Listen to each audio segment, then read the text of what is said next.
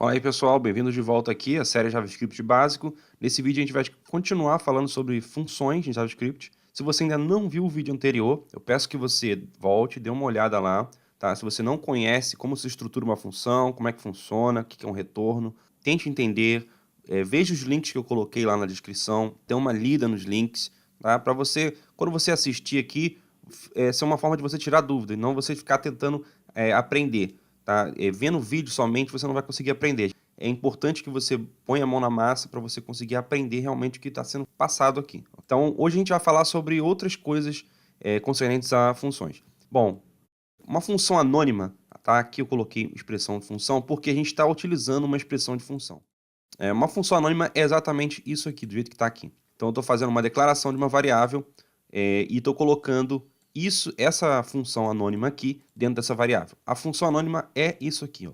Deixa eu copiar aqui e colar aqui em cima, para a gente entender primeiro separado. A função anônima é isso aqui, desse jeito. Ela não tem um nome. E desse jeito que ela está aqui, a gente não consegue utilizar ela porque ela não tem exatamente esse nome. Então, uma forma de a gente utilizar ela é colocando dentro de uma variável. Por isso que a gente está usando essa estrutura aqui, tá? Por isso que a gente está colocando dentro dessa variável aqui, anonymaf, tá? E aí sim a gente vai conseguir utilizar ela pelo nome. A gente vai conseguir chamar essa função, tá? Aqui, então, é a declaração dela, tá? De forma clássica, só que sem o nome, tá?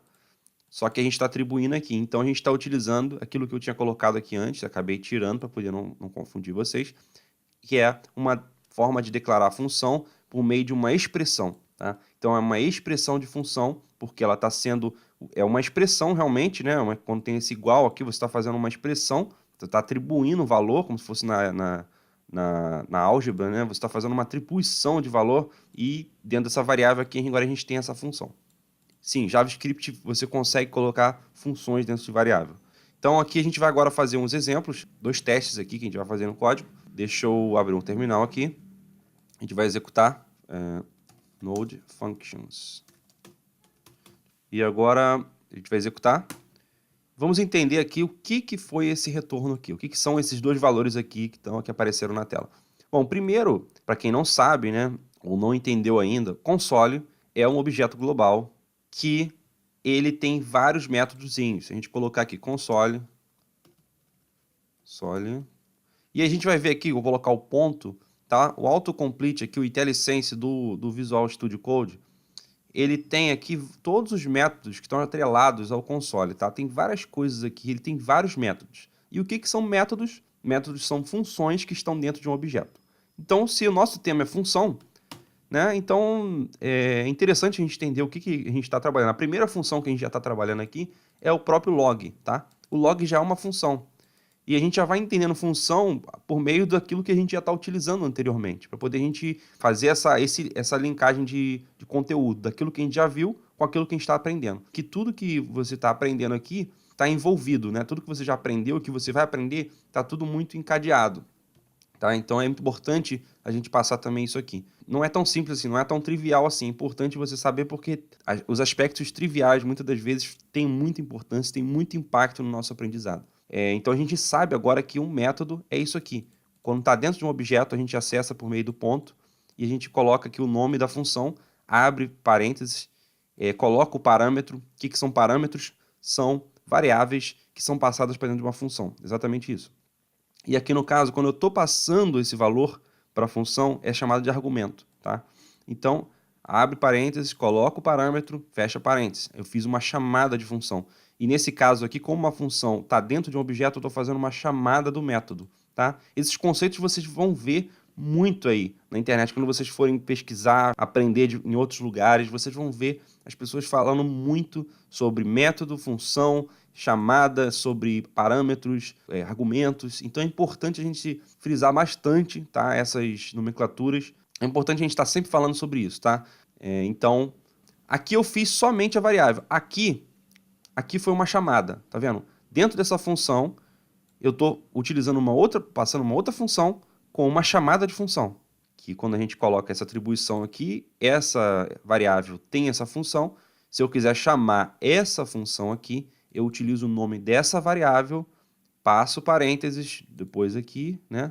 Passo parênteses aqui e faço a chamada, que é o que está acontecendo aqui, ok? Aqui embaixo, ó, o console.log, como ele é o log, é uma função que faz, simplesmente a função dela é colocar na tela do terminal para gente aquilo que eu colocar aqui dentro desses parênteses aqui, tá? É simplesmente isso que a função log faz. E aqui, no caso, como eu executei a função, ele vai me trazer o retorno. Nesse primeiro caso aqui, eu não executei, então não vai me trazer o retorno, porque isso aqui que está aqui dentro da função não vai ser executado. Só vai ser executado quando eu utilizar os parênteses. E foi o caso aqui, que eu utilizei os parênteses e ele me trouxe o retorno, tá? Bom, a gente já viu como são as funções anônimas, agora a gente vai ver como é que são as arrow functions, que são da nova especificação do ECMAScript 6 de 2015, tá? E é uma forma muito prática de se criar uma função anônima, tá? Ela não tem nome também e é uma forma muito mais simplificada. Você consegue simplificar ela muito, muito, muito mesmo, dependendo do código que você tiver. Por exemplo, nesse caso aqui, a gente está fazendo a mesma coisa. A gente está criando uma variável, né, arrowf, está atribuindo essa expressão aqui para dentro dela. Então a gente está utilizando também a function expression também, né? A expressão de função aqui. E como é que funciona a sintaxe dessa função? Parece uma coisa meio estranha, né? A gente está usando a palavra-chave function, depois o nome da função. Se for anônimo, a gente não coloca nome. Até aí tudo bem. Só que agora a gente está mostrando dois parênteses aqui, né? Parece uma coisa bem esquisita mesmo. Só que esses dois parênteses aqui, eles estão fazendo uma emulação de tudo aquilo que a gente viu antes, quando tinha function e nome. Então a gente coloca só esses dois parênteses aqui e ele vai representar tudo aquilo. Essa setinha aqui, que no caso é o caso do nome, arrow em inglês, né, é seta, e por isso o nome arrow function, né, função de seta. Por causa desse formato aqui, o nome desse tipo de função é chamado de arrow function. E a gente coloca essa setinha para poder o interpretador saber que a gente está realmente trabalhando com uma arrow function. Depois dessa setinha, a gente coloca as chaves. Mas as chaves, tá? Nesse caso aqui, você vai ver que é desnecessário. Porque as chaves elas só têm uso realmente se você quiser colocar mais código. Se eu quisesse declarar, por exemplo, uma outra variável que A, B, e aí se a gente quisesse fazer, sei lá, uma outra coisa aqui, aí sim realmente as chaves seriam úteis. Só que nesse caso aqui a gente não precisa dessa chave. Porque se a gente só tem uma linha de código, aqui embaixo a mesma coisa. Quando a gente só tem uma linha de código, a gente não precisa do return, tá? E essa aqui é a beleza das arrow functions. A gente pode diminuir elas até uma linha de código. Vamos ver? Bom, a gente consegue ver que realmente a gente conseguiu reduzir bastante. Eu vou executar agora essa função. Vou executar esse código para a gente ver que de fato a gente vai ter realmente o mesmo valor anterior. Então, essas são as arrow functions. Aqui eu não vou explicar de novo, porque está fazendo exatamente a mesma coisa que anterior. A gente está fazendo só alguns testes, mostrando na tela qual é a diferença de quando a gente não executa a função e quando a gente chama ela, ou seja, executa o bloco de código, né? Então agora vamos falar sobre a if, Immediately Invoked Function Expression, ou função imediata, no português mais claro, né? Aqui a gente está fazendo a mesma coisa, estou pegando aqui uma variável. Repare que eu estou fazendo a mesma coisa em todos os exemplos, para poder a gente ver cada exemplo se manifestando de uma forma diferente, tá? Na mesma estrutura. Então, aqui agora a gente está utilizando uma função, a mesma coisa que a gente estava fazendo antes, né? A mesma sintaxe da função anônima, só que dentro de parênteses, tá? E aqui no final a gente tem mais um parênteses aqui, que é como se fosse mais uma função executando uma outra função dentro dela. É como se fosse isso. Aqui eu posso passar parâmetros também, que são variáveis, né? C, B, posso passar, e aqui dentro eu recebo elas, A, B, C, tá? Só que aqui no caso eu estou fazendo só um exemplo simples, eu não preciso desses parâmetros, tá? E aqui a gente tem um retorno.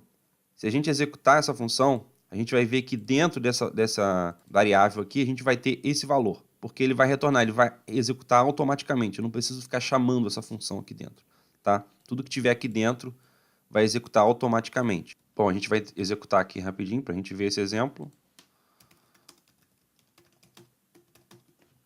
E aqui a gente tem um retorno, então a gente vê que a função imediata, ela executou esse valor aqui que estava aqui dentro, ela retornou isso aqui. tá? A gente não vai se aprofundar em função imediata aqui, a gente vai ter depois um assunto específico para falar sobre isso, tá? Então eu só estou mostrando uma outra forma de a gente trabalhar com funções também. Pessoal, então é isso. Eu sei que o vídeo já ficou um pouco longo, eu não gosto de fazer um vídeo muito grande, então eu vou ter que particionar mais uma vez o vídeo e vou fazer a terceira parte. Na terceira parte a gente vai fazer alguns exemplos práticos, tá? Que aqui a gente, até agora a gente só falou muita teoria, a gente não fez nada prático, nenhum código de fato. Então no próximo vídeo a gente vai fazer alguns exemplos. Eu separei alguns exemplos aqui, tá? E a gente vai falar sobre esses exemplos no próximo vídeo, que esse vídeo aqui já está muito grande e vai ser a terceira parte final de Functions. Se você gostou desse vídeo, deixa um like, deixe nos comentários se você tem alguma sugestão, uma proposta para uma futura série de vídeos. Não esqueçam de se inscrever no canal, de ativar o sininho para receber as notificações. E é isso, galera. Até a próxima.